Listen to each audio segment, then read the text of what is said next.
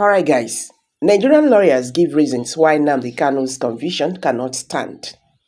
Okay, when people were thinking that this matter is already going down, this is coming up again. So, my people, don't choke.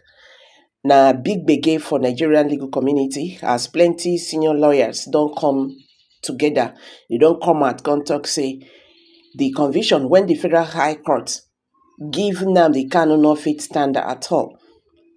Then say wetin happen, say the judgment get loopholes, e get contradictions and even break some important procedures when law no dey joke with. So today, guys, this news go scatter everywhere, so make una sit down gidigba.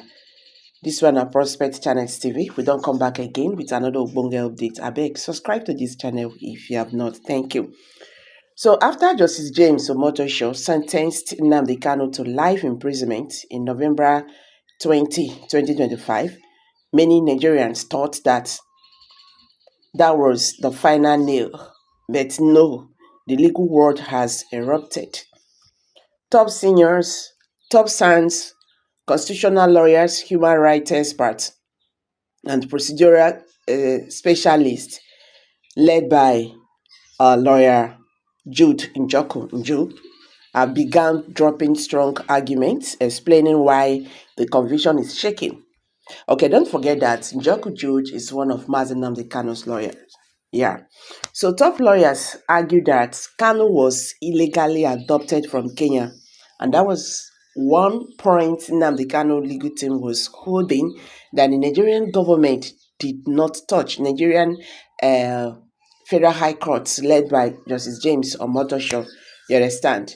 Because only that one go make Nigerian government not get case against Nnamdi Kanu at all. So he was brought back to Nigeria without due extradition process.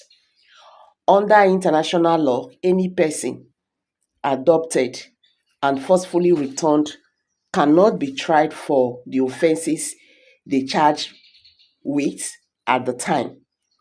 So these principles has been upheld in past Nigeria and international cases. So many lawyers says this alone can nullify the entire conviction. You understand? Lawyers point out something powerful. The Court of Appeal had previously discharged and acquitted Kanu because of the illegal rendition.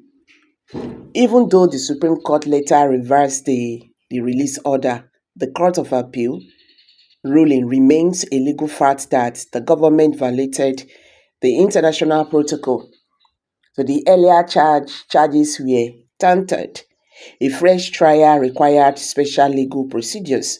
So these procedures, according to lawyers, were not followed. So key legal reason, 3 procedural branches during trial. Lawyers highlighted several procedural red flags. Number 1, they said the defense was blocked from giving final address. You understand? Confirmed that leaked court records. So number 2 was certain defense exhibits were illegally omitted, mentioned by right groups and observers. Then number 3, some witnesses were not cross-examined due to interruptions. In criminal law, these are fatal errors. Once procedure is broken, conviction becomes unsafe. Now, some senior lawyers argue that Kanu broadcast, the sit-at-home declaration and IPOB agitation do not meet strict legal definition of terrorism, especially since the IPOB was designated as a terrorist group via political decision, not through a full judiciary process. So if the foundation is faulty, the charges collapse. Some experts say the Federal High Court may not have had the jurisdiction to try some aspects of the charges, particularly the ones tied to events outside Nigeria. So if jurisdiction is shaking, the conviction cannot stand. So many legal experts now say this case is going to be overturned on appeal. It is only a matter of time. They insist the conviction is politically influenced, legally questionable, procedural weak, internationally controversial, meaning Kanu still has a strong legal part in 2026. What this mean going forward? Because of these fresh legal interpretations, we expect more pressure on the federal government, more intervention from rights groups, strong appeals arguments, possible international legal involvement, a major 2026 courtroom showdown. Kanu's legal journey is far from over. Well, when they talk about this appeal court, this and that, see, can we just forget about this judiciary process? Can we just forget about this Nnamdi Kanu case in the courtroom? Because that will really help this case very well. That's the same hand that held him in 2022 when he was discharged and acquitted in the same appeal court that is heading to. The hand is still very long. It's not shortened now. You understand? I think the best thing now is political solution. I've been saying this thing. And thank God we heard that some Igbo leaders, they have waken up, from their slumber. They are not talking about it.